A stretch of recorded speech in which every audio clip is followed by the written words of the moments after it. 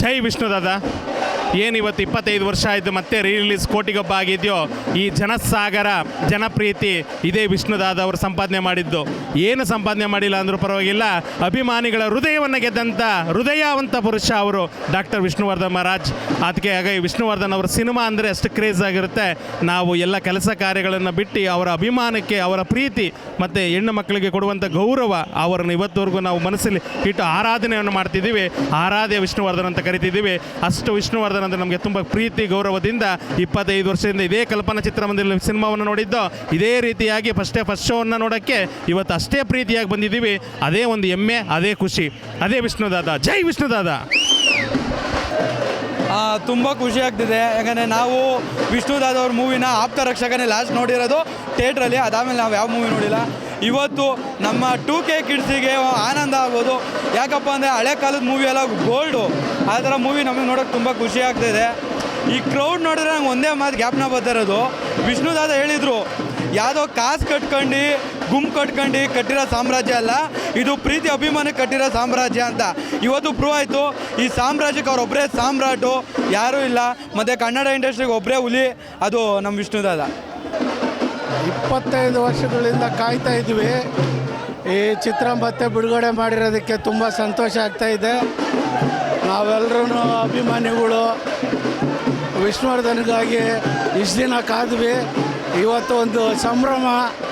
ಕರ್ನಾಟಕದಲ್ಲಿ ಇಡೀ ಎಲ್ಲ ಚಿತ್ರಮಂದಿರಲ್ಲಿ ರಿಲೀಸ್ ಆಗಬೇಕಾಗಿರೋ ಒಂದು ಚಿತ್ರ, ಆದರೆ ಒಂದು ಸುಮಾರು ಚಿತ್ರಮಂದಿರಲ್ಲಿ ರಿಲೀಸ್ ಮಾಡಿದ್ದಾರೆ. ತುಂಬಾ ಸಂತೋಷ ಆಗ್ತಾಯಿದೆ.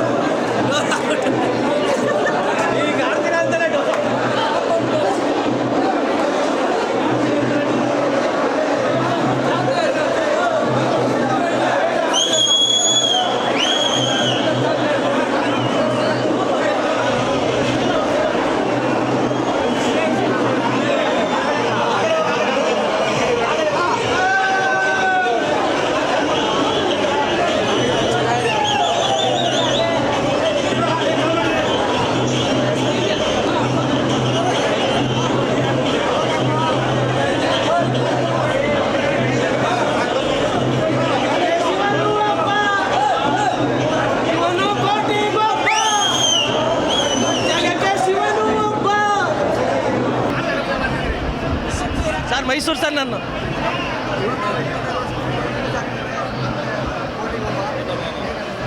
ಮೈಸೂರಿನಲ್ಲಿ ರಣಜಿತ್ ಥಿಯೇಟ್ರಲ್ಲಿ ಟಿಕೆಟ್ ಸಿಗಲಿಲ್ಲ. ಸೈಕಲ್ ತುಳ್ಕೊಂಡು ನಾವು ಸರಸ್ವತಿ ಥಿಯೇಟ್ರಲ್ಲಿ ಹೋಗಿ ನೋಡ್ಕೊಂಡಿದ್ವಿ ಮಾರ್ನಿಂಗ್ ಶೋ. ಆವಾಗ ಸೈಕಲ್ದೇ ಇತ್ತು ಸೈಕಲಲ್ಲೇ ಹೋಗಿ ನೋಡ್ತಾ ಇದ್ವಿ ಸಿನಿಮಾಗಳು. ಸೈಕಲ್ ಜಾಗಕ್ಕೆ ಈಗ ಟೂ ವೀಲರ್ಗಳು ಬಂತು, ಸ್ಕೂಟ್ರುಗಳು. ಟೂ ವೀಲರ್ ಜಾಗಕ್ಕೆ ಕಾರ್ಗಳು ಬಂದಿದೆ.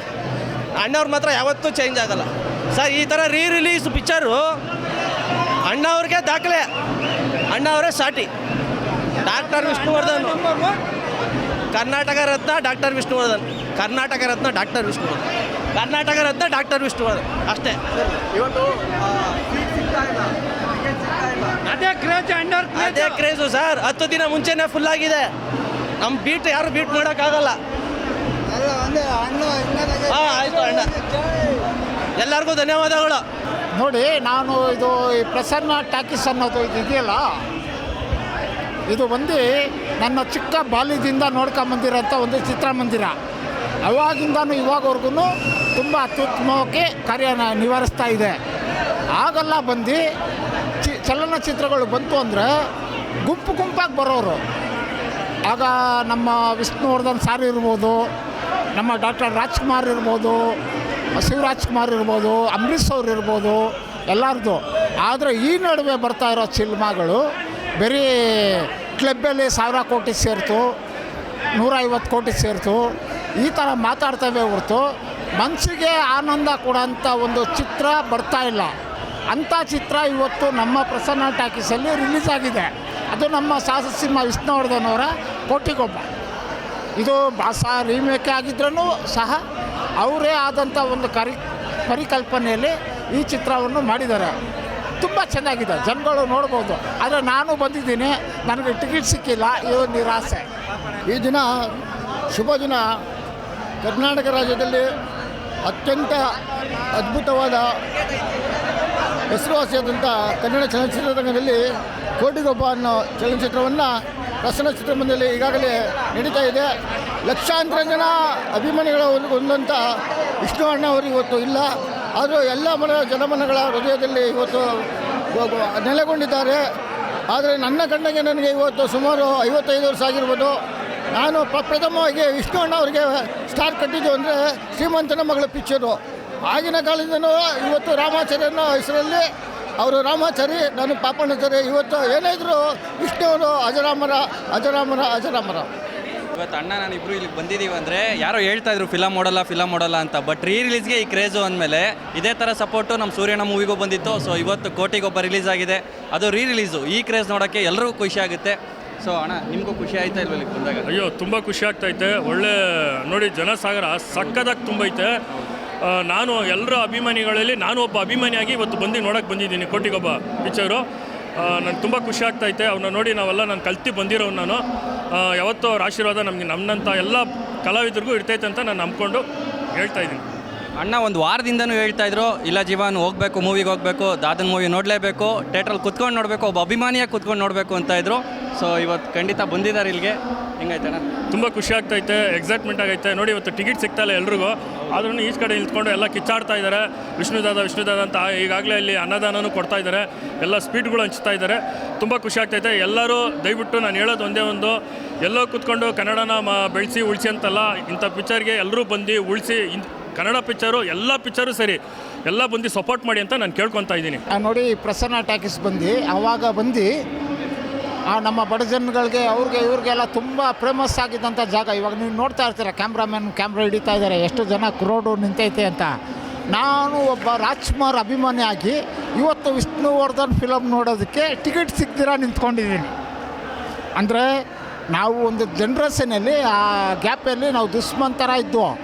ಆದರೆ ಇವಾಗ ಹೋಯ್ತಾ ವಯಸ್ಸಾಯ್ತಾ ಎಲ್ಲರೂ ಒಂದೇ ಅನ್ನೋ ಒಂದು ಮನೋಭಾವನೆ ಎಲ್ಲರಿಗೂ ಬರುತ್ತೆ. ಎಲ್ಲರೂ ಒಂದೇ, ನಾವು ತಪ್ಪು ಮಾಡಿರ್ತೀವಿ, ಅವರು ತಪ್ಪು ಮಾಡಿರ್ತಾರೆ.